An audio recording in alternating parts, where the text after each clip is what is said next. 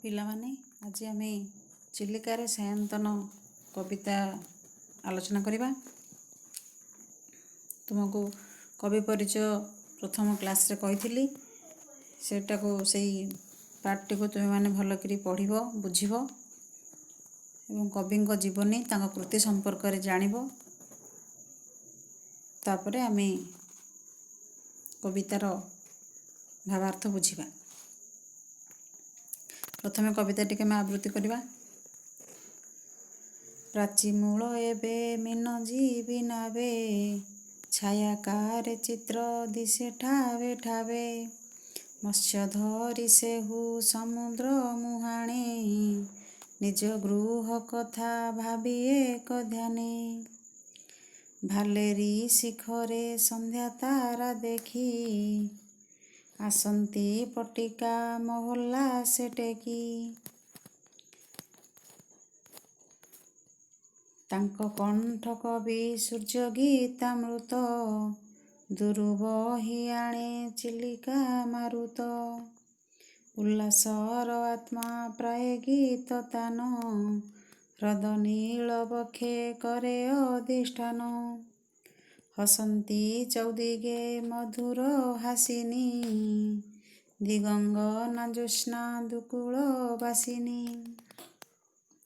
भावांतर पुणी क्षण करे जात, गलाणी तो गला कथारे संगात, संगीत आवेशे नाना रूपे मन, अतीन्द्रिय देशे करे विचरण, चली जाए सुने सुने केउं स्थाने, किलोड़ी बासे सहिता न जाने, धन्य से ही जारो आज्ञा सिरे धरी, ए लीला रचंती देवी बागीश्वरी।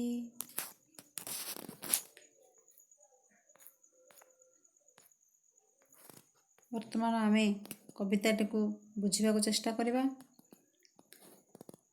देख प्रथम पदटी, प्राची मूल एबे मीन जीवी नावे, छायाकारे चित्र दिशे ठावे ठावे। प्राची कहिले पूर्व दिग, पूर्व दिगर गोटे प्रतिशब्द प्राची। प्राची मूल एबे मीन जीवी नावे।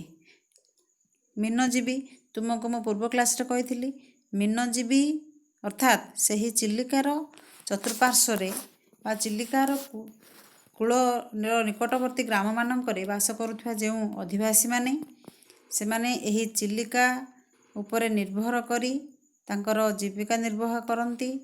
से माने सेई चिलिका ह्रदरू माछ धरी से ताको बिक्रीबटा करी तांकर परिवार प्रतिपोषण करिथांती एवं से मानक मीनजीवी बोली कहा जाए। से चिलिका ह्रद को से मानकर भात हांडी बोली मध्य कहा जाइछि। तेणु सेही प्राची मूल एबे मीन जीवी नावे, एटा संध्या समय दृश्य वर्णना करा जाइछि। तेणु जतेबेले आमे चिलिका ह्रदर कूलरे छिड़ा हेबा एवं चिलिका ह्रद मध्य को आमे जदि दृष्टि निक्षेप करिबा, देखिबा सते कि चिलिकार शेष सीमा तो आमको देखा जीव नाही, किंतु आमको एभली प्रतीयमान हेबो जे चिलिकार जल सतेकी पूर्व दिगरे आकाश को स्पर्श करिछि एवं आकाश सहित गगन सहित जलर संयोग घटिछि। एभली आमको दूररू दृष्टिगोचर होता है। तेणु जदि आमे सेही पूर्व दिग को चाहिबा चिलिका कूलरे छिड़ा होई से प्राची मूल, तेणु से पूर्व दिगर मूल अंश बा जोठी जल को स्पर्श करला भली आमको प्रतीयमान होता है, सही मूल अंशटी आमको किभली देखा जाए। मीन जीवी नावे, छायाकारे चित्र दिशे ठावे ठावे।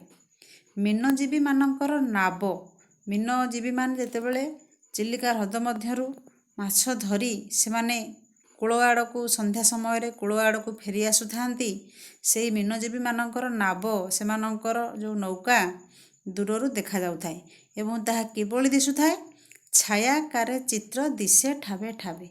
सते कि ଛାଇ ଆକାରରେ ଦୂରରୁ ଦେଖାଯାଇଥାଏ ଏବଂ ଛାଇ ଆକାରରେ ଚିତ୍ର ସଦୃଶ ଦୂରରୁ ଦୃଷ୍ଟିଗୋଚର ହୋଇଥାଏ। ଯଦି ତୁମକୁ କୁହାଯାଏ ସନ୍ଧ୍ୟା ସମୟରେ ଚିଲିକାର ଦୃଶ୍ୟ ଚିତ୍ର ଆଙ୍କି ଦେଖାଅ ବା ଜଣେ ଚିତ୍ରକରକୁ ଯଦି ଏହି ଦୃଶ୍ୟ ଆଙ୍କିବାକୁ ଦିଆଯାଏ, ତାହେଲେ ସେ ତା'ର କାନଭାସରେ ଯେଉଁ ଚିତ୍ରଟି ଆଙ୍କିଥାନ୍ତି ସେଥିରେ ପ୍ରଥମେ ଚିଲିକା ହ୍ରଦର ଜଳରାଶି ରହିଥାଏ ଏବଂ ପାହାଡ଼ର ଦୃଶ୍ୟ ସେଥିରେ ସେ ଆଙ୍କିଥାନ୍ତି। ତା ସହିତ ମୀନଜୀବୀମାନଙ୍କର ନୌକା ମଧ୍ୟ ଭାସିବାର ଚିତ୍ର ତା ଭିତରେ ସେହି ଚିତ୍ରକର ସ୍ଥାନ ଦେଇଥାନ୍ତି। ତେଣୁ ଏହା ହିଁ ଚିଲିକାର ଛବି ବା ତା'ର ରୂପ, ପ୍ରକୃତ ରୂପ। ତେଣୁ ଏଠି କବି ବର୍ଣ୍ଣନା କରୁଛନ୍ତି ଯେ ସେଇ ଯେତେବେଳେ ମୀନଜୀବୀ ତାଙ୍କର ନୌକାକୁ ଧରି ପୂର୍ବ ଦିଗରୁ ଫେରି ଆସୁଛନ୍ତି ତାଙ୍କ କୂଳ ଆଡ଼କୁ, ତାଙ୍କର ବାସସ୍ଥାନ ଗୃହାଭିମୁଖେ, ସେଗୁଡ଼ିକ ଦୂରରୁ ଦେଖିଲେ ସତେକି ଚିତ୍ର ଆଙ୍କିବା ଭଳି ଦେଖାଯାଉଛି। ଛାଇ ସଦୃଶ ଚିତ୍ର ଆଙ୍କିବା ଭଳି ଆମକୁ ଦୃଷ୍ଟିଗୋଚର ହୋଇଥାଏ। ତୁମକୁ ମୁଁ କହିଥିଲି ଆମର ପଣ୍ଡିତ ଗୋପବନ୍ଧୁ ଦାସ ଯେଉଁ ରଚନା କରିଥିଲେ, ରହ ରହ କ୍ଷଣେ ବାଷ୍ପୀୟ ସକଟ ଦେଖିବି ଚିଲିକା ଚାରୁ ଚିତ୍ରପଟ। ତେଣୁ ଚିଲିକା ହ୍ରଦ ଗୋଟିଏ ପ୍ରାକୃତିକ ସୌନ୍ଦର୍ଯ୍ୟ ହୋଇଥିଲେ ମଧ୍ୟ, ଆମ ପ୍ରକୃତିର ଗୋଟିଏ ଅଂଶ ହୋଇଥିଲେ ମଧ୍ୟ ସହଜରେ ଜଣେ ଭାବୁକ, ଜଣେ କବି ତାହା ଗ୍ରହଣ କରିପାରୁନାହାନ୍ତି। ଏତେ ସୁନ୍ଦର, ଏତେ ସୌନ୍ଦର୍ଯ୍ୟମୟୀ ଚିଲିକା, ତାକୁ ପ୍ରତ୍ୟେକ କବି ଭାବୁକଙ୍କ ମନରେ ଗୋଟିଏ ଛବିର ଚିତ୍ର ଆଙ୍କୁଛି। ତାଙ୍କୁ ଲାଗୁଛି ସତେକି ଏହା ଗୋଟିଏ କୌଣସି ଚିତ୍ରକର ତାକୁ ତା'ର ତୁଳିରେ ସୁନ୍ଦର ଭାବରେ ଚିତ୍ର ଆଙ୍କି ଦେଇଛି, ଛବିଟି ଆଙ୍କି ଦେଇଛି। ତେଣୁ ସେଇ କଥା ଏଠାରେ କବିବର ରାଧାନାଥ ରାୟ ମଧ୍ୟ ଅନୁଭବ କରିଛନ୍ତି। ତେଣୁ ସେ କହୁଛନ୍ତି ଯେ ଦୂର ଦିଗ୍ବଳୟରୁ ସତେକି ଯେଉଁ ନୌକା ମୀନଜୀବୀମାନେ ତାଙ୍କ ନୌକା ଧରି ଫେରି ଆସୁଛନ୍ତି, ତାଙ୍କୁ ଏଭଳି ଲାଗିଛି ଯେ ସତେକି କୌଣସି ଜଣେ ଚିତ୍ରକର ଏହା ତା'ର କାନଭାସରେ ତା'ର ଚିତ୍ରଟି ନିଖୁଣ ତୁଳି ମୁନରେ ଚିତ୍ର ଆଙ୍କି ଦେଇଛି। ତାପରେ ମତ୍ସ୍ୟ ଧରି ସେହୁ ସମୁଦ୍ର ମୁହାଣେ ନିଜ ଗୃହ କଥା ଭାବି ଏକ ଧ୍ୟାନେ। ସେଇ ଯେଉଁ ମୀନଜୀବୀମାନେ ତାଙ୍କର ନୌକାରେ ମାଛ ଧରି ସେମାନେ ତାଙ୍କ ଗୃହାଭିମୁଖେ ଆସୁଥାନ୍ତି, ସେଇ କଥା ଏଠାରେ ସେ ପୁଣି ବର୍ଣ୍ଣନା କଲେ। ମତ୍ସ୍ୟ ଧରି ସେହୁ ସମୁଦ୍ର ମୁହାଣେ, ସମୁଦ୍ରର ମୁହାଣରୁ ସେ ମାଛ ଧରି ନିଜ ଗୃହ ଆଡ଼କୁ ସେମାନେ ଫେରି ଆସୁଛନ୍ତି ଏକ ଧ୍ୟାନରେ। ମୁହାଣ ମାନେ ତୁମେ ଜାଣିଛ, ଯେଉଁ ସ୍ଥାନରେ ଚିଲିକା ହ୍ରଦ ସହିତ ସମୁଦ୍ରର ସଂଯୋଗ ଘଟିଥାଏ ତାକୁ ମୁହାଣ କୁହାଯାଏ। ଚିଲିକା ହ୍ରଦ ସହିତ ଅନ୍ୟ ନଦୀମାନଙ୍କର ଯେଉଁ ସ୍ଥାନରେ ମିଶ୍ରଣ ଘଟିଥାଏ ବା ସମୁଦ୍ର ସହିତ ଅନ୍ୟ ନଦୀମାନଙ୍କର ଯେଉଁ ସ୍ଥାନରେ ସଂଯୋଗ ଘଟିଥାଏ ତାକୁ ମୁହାଣ କୁହାଯାଏ। ତେଣୁ ମତ୍ସ୍ୟ ଧରି ସେହୁ ସମୁଦ୍ର ମୁହାଣେ, ତେଣୁ ସେହି ମୀନଜୀବୀମାନେ ସମୁଦ୍ରର ସେ ମୁହାଣରୁ, ଯେଉଁଠି ନଦୀମାନେ ସେହି ସମୁଦ୍ର ସହିତ ମିଶିଛନ୍ତି, ସେହି ସମୁଦ୍ର ମୁହାଣରୁ ସେମାନେ ମାଛ ଧରି ନିଜ ଗୃହ କଥା ଭାବି ଏକ ଧ୍ୟାନରେ ସେମାନେ ତାଙ୍କର ନୌକାକୁ ବାହି ଆସୁଛନ୍ତି ତାଙ୍କ ଘର ଆଡ଼କୁ। ଭାଲେରି ଶିଖରେ ସନ୍ଧ୍ୟା ତାରା ଦେଖି ଆସନ୍ତି ପଟିକା ମହଲ୍ଲାସେ ଟେକି। ଯେତେବେଳେ ସେମାନେ ଯାଇଛନ୍ତି ଚିଲିକା ହ୍ରଦ ମଧ୍ୟକୁ, ସେମାନେ ମାଛ ଧରାରେ ଏତେ ବ୍ୟସ୍ତ ହୋଇଯାଇଛନ୍ତି ସେମାନଙ୍କୁ ସମୟ ଜଣା ନାହିଁ, ସେମାନେ ସମୟ ଜାଣିପାରନ୍ତି ନାହିଁ। ଯେତେବେଳେ ସେମାନେ ଦେଖନ୍ତି ସନ୍ଧ୍ୟା ତାରା ଭାଲେରିର ଶୀର୍ଷ ଅଂଶରେ ଦେଖାଦେଉଛି, ଭାଲେରି ଶିଖରରେ ସନ୍ଧ୍ୟା ତାରାକୁ ସେମାନେ ଦେଖୁଛନ୍ତି, ସେମାନେ ଭାବି ନେଉଛନ୍ତି ଯେ ବର୍ତ୍ତମାନ ସନ୍ଧ୍ୟା ହୋଇଗଲା, ରାତ୍ରିର ଆଗମନ ପ୍ରାୟ, ତେଣୁ ବର୍ତ୍ତମାନ ଆମକୁ ଘରକୁ ଫେରିଯିବାର ସମୟ ଆସିଯାଇଛି। ତାପରେ ସେମାନେ ନିଜ ଗୃହକୁ ପ୍ରତ୍ୟାବର୍ତ୍ତନ କରିବା ପାଇଁ ଖୁବ୍ ଆନନ୍ଦରେ ଆନନ୍ଦର ସହିତ ଉଲ୍ଲାସରେ ସେମାନେ ତାଙ୍କ ନୌକାଟିକୁ କୂଳ ଆଡ଼କୁ ବାହିଥାନ୍ତି। ଆସନ୍ତି ପଟିକା ମହଲ୍ଲାସେ ଟେକି। ପଟିକା କହିବା ଅର୍ଥ ହେଉଛି ପାଲ। ଯେଉଁ ପାଲ ଟଣା ଡଙ୍ଗା ତୁମେମାନେ ଦେଖିଥିବ, ସେ ନୌକା ଦେହରେ ପାଲକୁ ସେମାନେ ବାନ୍ଧିଥାନ୍ତି, ଯେଉଁ ପାଲ କି ତାଙ୍କୁ ନୌକାଟିକୁ ବାହିବାରେ ସାହାଯ୍ୟ କରିଥାଏ। ଯେତେବେଳେ ପବନ ହୁଏ, ସେ ପବନ ସେ ପାଲ ଭିତରେ ପଶି ତାକୁ ଠେଲି ଠେଲି ଆଗକୁ ବାହି ନିଏ, ଯାହାଦ୍ୱାରା କି ନାଉରିକୁ ଡଙ୍ଗାଟି ବାହିବାରେ କଷ୍ଟ ହୁଏ ନାହିଁ। ତେଣୁ ସେମାନେ ଯେତେବେଳେ ପାଲଟିକୁ ଟେକି ଡଙ୍ଗା ବାହି ପହଞ୍ଚି ଯାଇଥାନ୍ତି ତାଙ୍କର ଲକ୍ଷ୍ୟସ୍ଥଳରେ, ସେହି ସମୟରେ ସେ ପାଲଟିକୁ ବା ପଟିକାଟିକୁ ଡଙ୍ଗା ଉପରେ ରଖିଦେଇଥାନ୍ତି। ତାପରେ ସେମାନେ ମାଛ ଧରିବା କାର୍ଯ୍ୟରେ ବ୍ୟସ୍ତ ରହିଥାନ୍ତି ଏବଂ ମାଛ ଧରି ସାରିଲା ପରେ ଯେତେବେଳେ ପୁଣି ସେମାନେ ନୌକା ବାହି ଡଙ୍ଗାଟିକୁ ବାହି କୂଳ ଆଡ଼କୁ ଆସିବେ, ପୁଣି ସେହି ପଟିକାଟି ତାଙ୍କୁ ସାହାଯ୍ୟ କରିବ। ତେଣୁ ସେ ପାଲଟିକୁ ପୁଣି ଟେକି ଦେଇଥାନ୍ତି ଏବଂ ଆନନ୍ଦର ସହିତ ଖୁସିରେ ସେମାନେ କୂଳ ଆଡ଼କୁ ଚାଲି ଆସିଥାନ୍ତି। ତାଙ୍କ କଣ୍ଠ କବି ସୂର୍ଯ୍ୟ ଗୀତାମୃତ ଦୂରୁ ବହି ଆଣେ ଚିଲିକା ମାରୁତ। ଏବଂ ଯେତେବେଳେ ସେମାନେ ଖୁବ ଆନନ୍ଦରେ ଆସୁଥାନ୍ତି ଘର ଆଡ଼କୁ, ତାଙ୍କର ମନ ଅତ୍ୟନ୍ତ ଉତ୍ଫୁଲ୍ଲିତ ଥାଏ, କାରଣ ସେମାନେ ଯେଉଁ ଲକ୍ଷ୍ୟ ନେଇ ଚିଲିକା ହ୍ରଦ ମଧ୍ୟକୁ ଯାଇଥିଲେ ତାଙ୍କର ଲକ୍ଷ୍ୟ ପୂରଣ ହୋଇଛି। ପ୍ରଚୁର ପରିମାଣରେ ମାଛ ସେମାନେ ଡଙ୍ଗାରେ ଧରି କୂଳ ଆଡ଼କୁ ଆସୁଛନ୍ତି। ତେଣୁ ସେମାନେ ଫେରିବା ସମୟରେ ଖୁବ ଆନନ୍ଦରେ ତାଙ୍କ କଣ୍ଠରୁ ଆପେ ଆପେ କବି ସୂର୍ଯ୍ୟ ବଳଦେବ ରଥଙ୍କର ଯେଉଁ ଅମୃତ ସଦୃଶ ଗୀତ, ଯେଉଁ ସୁନ୍ଦର ସେ ସବୁ ଚମ୍ପୁ ରଚନା କରିଥିଲେ, ତାଙ୍କ ମୁଖରୁ ଆପେ ଆପେ ତାହା ବାହାରି ଆସେ। କବି ସୂର୍ଯ୍ୟ ବଳଦେବ ରଥ ତୁମେମାନେ ଜାଣିଛ ରୀତିଯୁଗୀୟ କବି ଥିଲେ। ଆମର କିଶୋର ଚନ୍ଦ୍ରାନନ୍ଦ ଚମ୍ପୁର ସେ ରଚୟିତା ଏବଂ ସେହି କିଶୋର ଚନ୍ଦ୍ରାନନ୍ଦ ଚମ୍ପୁ କବିତା ସାଧାରଣତଃ ଆମର କୃଷକ ଏବଂ ଶ୍ରମିକ, ଆମର ଏଇ ମୀନଜୀବୀ, ଏମାନଙ୍କ କଣ୍ଠରେ ଖୁବ ସୁନ୍ଦର ଭାବରେ ସେମାନେ ସ୍ଥାନ ଦେଇଥାନ୍ତି।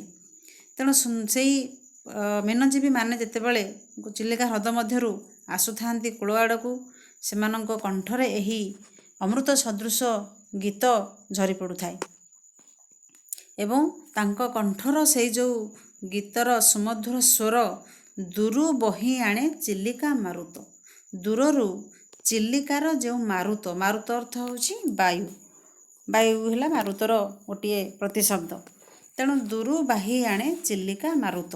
ଚିଲିକା ହ୍ରଦ ମଧ୍ୟରୁ ଯେଉଁ ବାୟୁ କୂଳ ଆଡ଼କୁ ଭାସି ଆସୁଥାଏ, ସେହି ବାୟୁ ବା ସେହି ପବନ ଏଇ ସୁନ୍ଦର ସୁମଧୁର ଗୀତର ସ୍ୱରକୁ କୂଳ ଆଡ଼କୁ ମଧ୍ୟ ବାହି ଆଣୁଥାଏ। ଉଲ୍ଲାସର ଆତ୍ମା ପ୍ରାୟେ ଗୀତ ତାନ, ହ୍ରଦ ନୀଳ ବକ୍ଷେ କରେ ଅଧିଷ୍ଠାନ। ପୁନର୍ବାର ସେ କହିଛନ୍ତି ଉଲ୍ଲାସର ଆତ୍ମା ପ୍ରାୟେ ଗୀତ ତାନ। ଏଇ ଗୀତର ତାନ ଅର୍ଥ ହେଉଛି ସ୍ୱର। এই ସୁମଧୁର ଗୀତର ଯେଉଁ ସ୍ୱର, ଉଲ୍ଲାସର ଆତ୍ମା ପ୍ରାୟ ଖୁବ ଆନନ୍ଦରେ ସେହି ହ୍ରଦ ହ୍ରଦର ନୀଳ ଜଳରାଶି ମଧ୍ୟରେ ସତେକି ସେଇଠି ସେ ଅଧିଷ୍ଠାନ ଅର୍ଥ ବାସ କରୁଛି, ବା ଚିଲିକା ହ୍ରଦ ତା ସତେକି ତା ନିଜ ବକ୍ଷରେ ଏହି ସୁମଧୁର ଗୀତର ସ୍ୱରକୁ ସେ ସ୍ଥାନ ଦେଇ ଧାରଣ କରି ରଖୁଛି, ଏଠାରେ କବି ମଧ୍ୟ ବର୍ଣ୍ଣନା କରିଛନ୍ତି। ପୂର୍ବରୁ ତୁମକୁ ମୁଁ କହିଥିଲି ଏହି କବିତାରେ ବା ଏହି କାବ୍ୟରେ ସେ ଚିଲିକାକୁ ଗୋଟିଏ ଜୀବନ୍ତ ନାୟିକା ଭାବରେ ସ୍ଥାନ ଦେଇଛନ୍ତି। ଯେଭଳି ଜଣେ ଜୀବନ୍ତ ବ୍ୟକ୍ତି ସବୁକିଛି ଅନୁଭବ କରିପାରିଥାଏ, ସେଠି ଚିଲିକା ହ୍ରଦ ମଧ୍ୟ ଯେହେତୁ ସେ କାବ୍ୟ ନାୟିକା, ସେ ମଧ୍ୟ ସବୁକିଛିକୁ ଅନୁଭବ କରିପାରୁଛି। ତେଣୁ କବିଙ୍କ ମତରେ ଏଇ ଚିଲିକା ମଧ୍ୟ ଚିଲିକାର ଯେଉଁ ବକ୍ଷ, ତାର ଯେଉଁ ନୀଳ ବକ୍ଷ, ନୀଳ ଜଳରାଶି, ତେଣୁ ସେଇ ନୀଳ ଜଳରାଶିକୁ ତାର ବକ୍ଷ ସହିତ କବି ତୁଳନା କରିଛନ୍ତି। ତେଣୁ ଏହି ନୀଳ ଜଳରାଶି ରୂପକ ତାର ଯେଉଁ ବକ୍ଷକୁ ବିସ୍ତାରିତ କରି ଏହି ସଙ୍ଗୀତର ସୁମଧୁର ସ୍ୱରକୁ ସେ ଧାରଣ କରି ରଖୁଛି। ହସନ୍ତି ଚୌଦ୍ୱିଗେ ମଧୁର ହାସିନୀ, ଦିଗଙ୍ଗନା ଜ୍ୟୋତ୍ସ୍ନା ଦୁକୂଳ ବାସିନୀ। ହସନ୍ତି ଚୌଦ୍ୱିଗେ ମଧୁର ହାସିନୀ। ଚୌଦିଗ ଚାରି ଦିଗ, ତୁମେ ଜାଣିଛ ଚାରି ଦିଗ ଆମର କ'ଣ? ତେଣୁ ଏହି ଚାରି ଦିଗରେ ମଧୁର ହାସିନୀ ସୁମଧୁର ସ୍ୱରରେ ହସୁଛି କିଏ? ସେ ଦିଗଙ୍ଗନା। ଦିଗଙ୍ଗନା କହିଲେ ଆମର ଦିଗପାଳିକା ଦେବୀ। ଏଠି ଯେଉଁ ଚତୁର୍ଦିଗ, ୟାକୁ ଗୋଟିଏ ନାରୀ ରୂପରେ ଏଠି ସେ ଅବତାରଣା କରିଛନ୍ତି। ତେଣୁ ଏହି ଚତୁର୍ଦିଗ ବା ଦିଗଙ୍ଗନା ରୂପକ ଯେଉଁ ନାରୀ, ସେ ହସୁଛି ସୁମଧୁର ସ୍ୱରରେ, ସେ ମଧ୍ୟ ହସୁଛି। ଅର୍ଥାତ୍ ଏହି ସନ୍ଧ୍ୟା ସମୟର ସୁନ୍ଦର ଦୃଶ୍ୟକୁ ଦେଖି ସେ ବା ସେଇ ସୁନ୍ଦର ସଙ୍ଗୀତର ସ୍ୱରକୁ ମଧ୍ୟ ସେ ଅନୁଭବ କରି ସେ ମଧ୍ୟ ଆନନ୍ଦରେ ଉତ୍ଫୁଲ୍ଲିତ ହୋଇ ଉଠୁଛି। ଦିଗଙ୍ଗନା ଜ୍ୟୋତ୍ସ୍ନା ଦୁକୂଳ ବାସିନୀ। ଏଠି ଜ୍ୟୋତ୍ସ୍ନା ଅର୍ଥାତ୍ ଯେହେତୁ ସନ୍ଧ୍ୟା ସମୟର ଦୃଶ୍ୟ ଏଠାରେ ବର୍ଣ୍ଣନା କରାଯାଉଛି, ସନ୍ଧ୍ୟା ସମୟରେ ଚନ୍ଦ୍ରର ଯେଉଁ କିରଣ ବା ସୁନ୍ଦର ପରିଷ୍କାର କିରଣ ଜଳରାଶି ଉପରେ ବିଛୁରିତ ହୋଇ ପଡ଼ିଥାଏ, ସେହି ଜ୍ୟୋତ୍ସ୍ନା ରୂପକ ଦୁକୁଳ, ଦୁକୁଳ ଅର୍ଥ ହେଉଛି ପାଟ ଲୁଗା, ବାସିନୀ ଅର୍ଥାତ୍ ବାସ ଅର୍ଥ ବସ୍ତ୍ର। ତେଣୁ ପାଟ ଲୁଗା ରୂପକ ଯେଉଁ ଜ୍ୟୋତ୍ସ୍ନାକୁ ପାଟ ଲୁଗା ରୂପକ ବସ୍ତ୍ର ଭାବରେ ଦିଗଙ୍ଗନା ଦିଗପାଳିକା ଦେବୀ ପରିଧାନ କରିଛନ୍ତି। ତା ଅର୍ଥ କ'ଣ? ଯେତେବେଳେ ସନ୍ଧ୍ୟା ସମୟରେ ଚନ୍ଦ୍ରର ସୁଶୀତଳ କିରଣ ଚାରିଆଡ଼େ ପୃଥିବୀ ପୃଷ୍ଠ ତା ସହିତ ଜଳରାଶି ଉପରେ ପଡ଼ିଛି, ଚାରିଆଡ଼ ପରିଷ୍କାର ପରିଚ୍ଛନ୍ନ ଦେଖାଦେଇଥାଏ। ସତେକି ପାରଦ ଧୌତ ବା ଜ୍ୟୋତ୍ସ୍ନାର ଯେଉଁ ରୂପେଲି କିରଣ ଚାରିଆଡ଼େ ବିଛେଇ ହୋଇ ପଡ଼ିଥାଏ, ସେହି ଜ୍ୟୋତ୍ସ୍ନାର କିରଣକୁ ବା ଚନ୍ଦ୍ରର କିରଣକୁ କବି ଏଠାରେ କହୁଛନ୍ତି ଯେ ଗୋଟିଏ ସୁନ୍ଦର ପାଟଲୁଗା ଭାବରେ ତୁଳନା କରିଛନ୍ତି ଏବଂ ଯାହାକୁ କି ପରିଧାନ କରିଛି ବା ଯାହାକୁ ଦିଗଙ୍ଗନା ଦେବୀ ଦିଗପାଳିକା ଦେବୀ ପରିଧାନ କରି ସେ ଖୁବ୍ ଆନନ୍ଦରେ ହସି ଉଠୁଛନ୍ତି।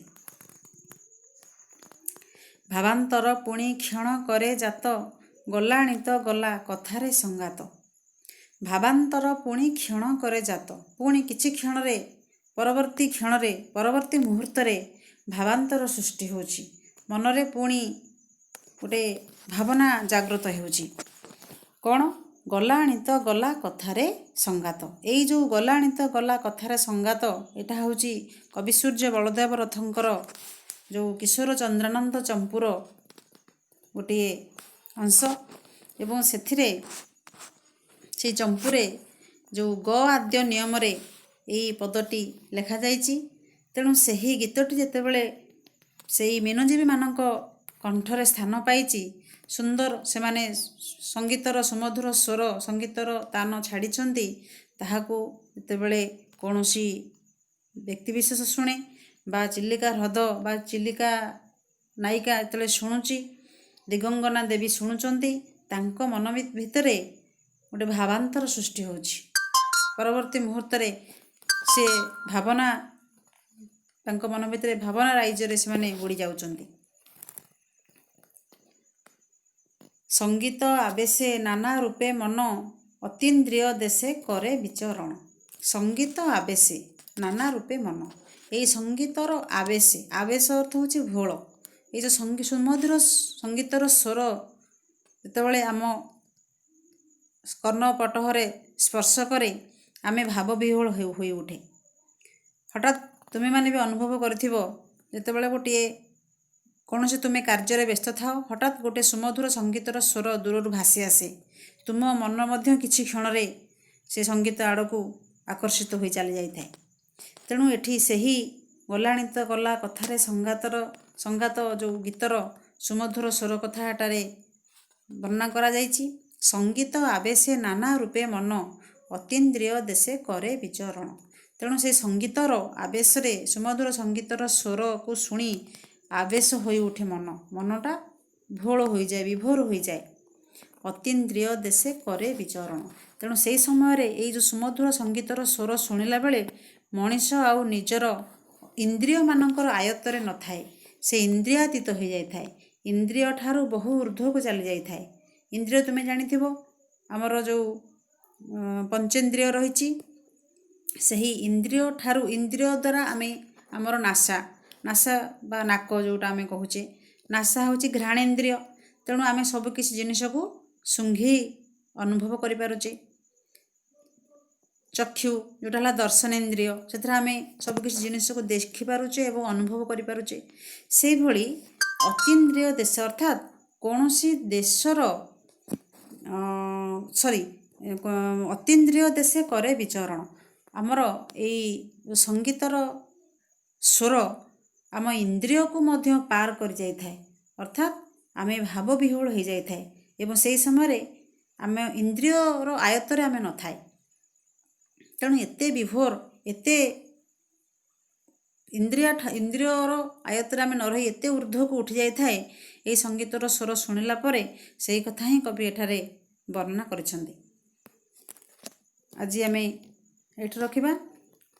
ନେକ୍ସଟ କ୍ଲାସ୍ରେ ପରବର୍ତ୍ତୀ ଅଂଶ ଆଲୋଚନା କରିବା।